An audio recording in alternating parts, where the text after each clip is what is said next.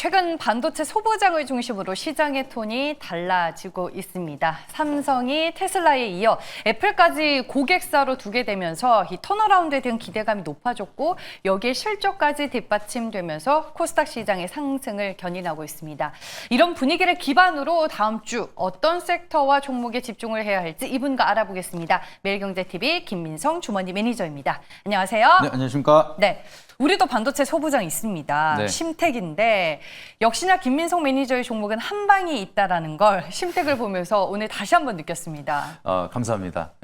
제가 종목 같은 경우에는 보통은 스윙을 너무 오래 해서 항상 저도 고민이긴 한데 조금 이 텀을 줄이고 싶은 저도 마음이 있지만 보통 제 종목은 한 달 내지 한 2달 뒤에 급등이 많이 나오더라고요. 그래서 여기에 대한 사이클, 근데 결국에는 제가 조용할 때 드리는 종목은 시간이 흘러도 안정적으로 수익을 만들 수가 있다는 점을 좀 참고해 보시면 좋을 것 같고요. 차트 한번 보여주시게 되면은 오늘 한 번에 52주 신고가를 달성하는 모습입니다. 그리고 심택이 반등했었던 이유는 2분기 실적이 영업이익이 흑자로 전환이 되면서 여기에 대한 모멘텀이 부각이 되고 더 좋게 볼 수가 있는 게 3분기에는 영업이익이 200억 이상까지 나올 거라는 좀 호실적이 연계적으로 만들어지다 보니까 여기에 대한 기대감이 더욱더 커지고 있습니다. 그래서 여기에 대한 스탠스가 이어진다라고 하면 제가 말씀드렸던 목표가까지는 아직 않았지만 충분히 1차 목표가도 달성을 할 수가 있고 오히려 3분기, 4분기까지도 상승에 대한 룸이 길게 이어질 수가 있다 보니까 여전히 좀 보유하고 계신 분들은 홀딩에 대한 영역이다라 말씀드리고 싶고요. 계속해서 타점을 잘 잡는다라고 하면은 신규 진입을 못하신 분들도 충분히 기회가 올 수 있는 종목이라고 보시면 좋을 것 같습니다. 네, 알겠습니다. 2분기 실적도 괜찮았는데 3분기는 더 좋다고 합니다. 하반기 이익률 개선 속도가 가속화될 것으로 기대되고 있는 종목 심택을 먼저 리뷰해봤습니다.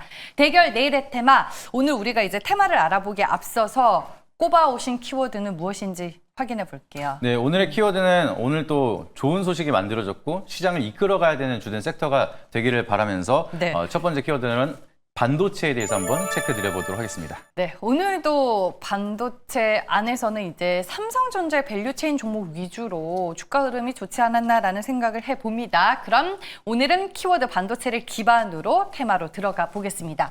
첫 번째 테마는 뭘까요? 네, 반도체 중에서도 최근 들어서 앞에 코너에서도 그렇고 앵커님께서도 그렇고 삼성전자 언급을 굉장히 많이 하고 네. 있는데 이 삼성전자가 사법 리스크를 해소하고 이제 약간 방향성이 우리가 잘하는 거 잘하겠다. 약간 이런 모멘텀으로 가고 있습니다. 그래서 다시 한번 모멘텀이 살아나고 있는 첫 번째 섹터는 낸드 플래시에 대해서 좀 제대로 한번 말씀드려보도록 하겠습니다. 네, 반도체로 첫 번째 테마는 낸드 플래시를 알아보겠습니다. 어떤 이슈가 있을까요? 네, 최근 이슈를 보시게 되면은 삼성전자가 다시 한번 낸드 플래시에 조금 집중을 한다라는 소식이 지속적으로 만들어지고 있습니다. 7년 만에 Z 낸드에 대한 좀 부활을 알려주기 시작을 하면서 AI 메모리에 대한 수요를 잡겠다라고 얘기를 하고 있습니다. 그래서 Z 낸드 같은 경우에는 낸드 플래시 중에서도 속도를 거의 최고점까지 끌어올리는 낸드 플래시를 Z 낸드라고 하고 있는데 여기에 대한 모멘텀이 7년 만에 다시 한번 부활을 하고 있다는 점이 좀 중요한 키워드가 될 수 있을 것 같고요. 이것뿐만 아니라 삼성전자가 드디어 400단짜리 낸드를 개발을 하면서 상용화를 시동을 걸고 있습니다. 기존에는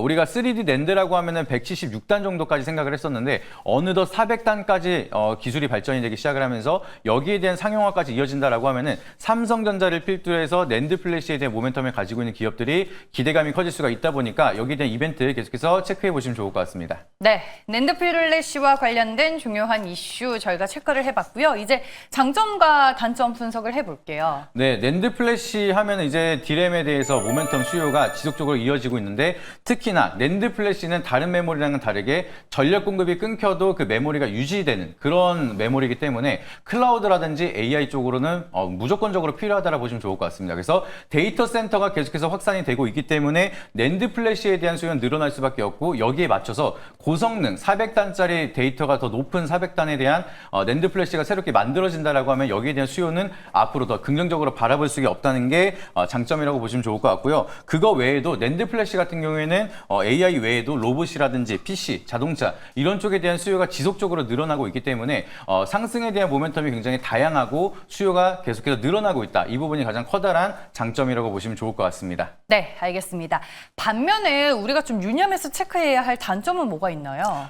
일단 낸드 플래시에 대한 우려감은 과거에도 이게 영업이익률이 약간 꺾이기 시작을 하다가 마이너스까지 가면서 적자까지 전환이 된 적이 있습니다. 그래서 지금 낸드 플래시를 공급하고 만들고 있는 기업들이 꽤나 많기 때문에 SK 하이닉스라든지 SK하이닉스라든지 삼성전자라든지 마이크론, 키옥시아 이런 글로벌 기업들이 있기 때문에 여기서 가격 경쟁이 이어지기 시작을 하면서 공급 과잉까지 된다라고 하면은 과거에도 한번 그랬지만 수익성이 떨어질 수가 있다는 점, 저마진 구간을 넘어간다라고 하면은 좀 우려감이 다시 한번 형성이 될 수가 있다 보니까 그 부분은 일단은 아직은 단점이라 보시면 좋을 것 같고요. 그거 외에도 중국이 갑작스럽게 저가 물량을 계속해서 좀 풀어내기 시작을 한다라고 하면은 여기에 따른 좀 공급 과잉 우려가 중국만 가지고도 좀 형성이 될 수가 있다 보니까 이 수익성을 지속적으로 이어질 수가 있을 것이냐, 이 부분에 대한 단점은 리스크 차원에서 계속 체크해 보시면 좋을 것 같습니다. 알겠습니다.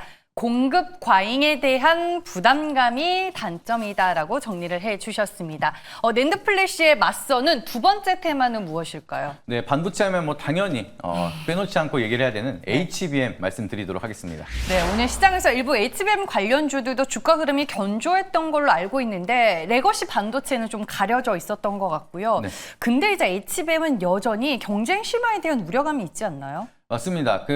아직까지도 뭐 증권사 리포트에 대한 공급 과잉 리스크도 만들어지다 보니까 시장에 대한 투자 심리가 조금은 꺾일 수가 있긴 한데 길게 본다라고 하면 사실 관세에 대한 모멘텀도 이번에 해소가 됐고 여기에 대한 좀 수익성이 워낙 좋은 산업이기 때문에 가격 경쟁이 이어진다 하더라도 여기에 대한 수익성을 깨기에는 사실상 어렵다라고 좀 보시면 좋을 것 같습니다. 그래서 여기에 반발을 하고 있는 기사들을 보시게 되면은 공급 과잉에 대한 논란은 정면 돌파하겠다, 없어서 못 팔고 있다라고 얘기를 하고 있는 상황이고요. 그리고 지금 HBM3E가 워낙 잘 팔리고 있는데 여기에 더 나아가서 HBM4 여기에 대한 생산까지도 진행이 되고 있다라고 합니다. 그래서 HBM3E에 넘어서 HBM4까지 판매가 계속해서 꾸준하게 이어지고 있기 때문에 공급 과잉보다는 여전히 수요가 견고하다는 점을 좀 긍정적인 포인트로 보시면 좋을 것 같습니다. 네, 알겠습니다.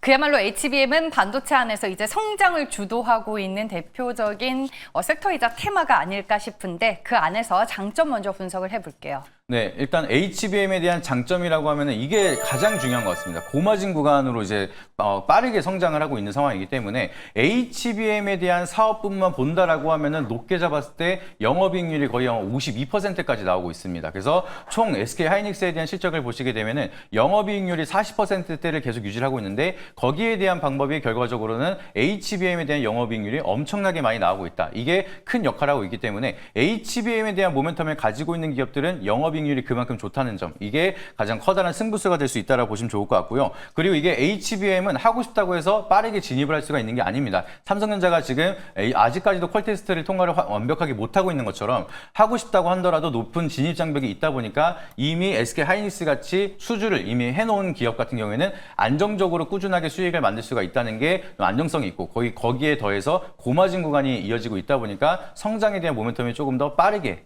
갈 수가 있다는 게 가장 커다란 장점이라고 보시면 좋을 것 같습니다. 네, 뭐 한마디로 이제 진입 장벽이 높다라고도 표현을 해볼 수 있을 것 같습니다. 단점으로는 뭘 유념해야 될까요? 네, 이 진입 장벽이 높은 만큼 이거에 대한 수주를 주는 기업도 진입 장벽이 너무나 높습니다. 그래서 엔비디아에 대한 원툴로 약간 수익을 만들어가고 있는 트렌드가 이어지고 있기 때문에 이 소수에 대한 고객 의존도가 너무나 크기 때문에 여기에 대한 변수가 갑작스럽게 생긴다라고 하면은 실적에 대한 가이던스가 확 꺾일 수가 있다 보니까 여기에 대한 리스크, 글로벌적인 변수에 대해서 우리가 미리미리 좀 계속해서 체크를 해야 된다는 게 첫 번째 단점이라고 보시면 좋을 것 같고요. 그리고 HBM 같은 경우는 이제 AI 연산 쪽으로만 사용을 하고 있다 보니까 수익에 대한 다각화, 여기에 대한 시장이 아직은 그렇게 크지 않습니다. 그래서 오로지 AI에 대한 산업만 바라보면서 투자를 해야 되기 때문에 지금은 그렇게 큰 우려감은 없지만 장기적으로 봤을 때 여기에 대한 피크아웃이라든지 캐짐이 오지 않을까, 이런 부분도 미리미리 좀 체크를 해보시는 것도 좋을 것 같습니다. 네, 알겠습니다. 오늘은 이제 반도체라는 큰 틀 안에서 저희가 낸드 플래시 그리고 HBM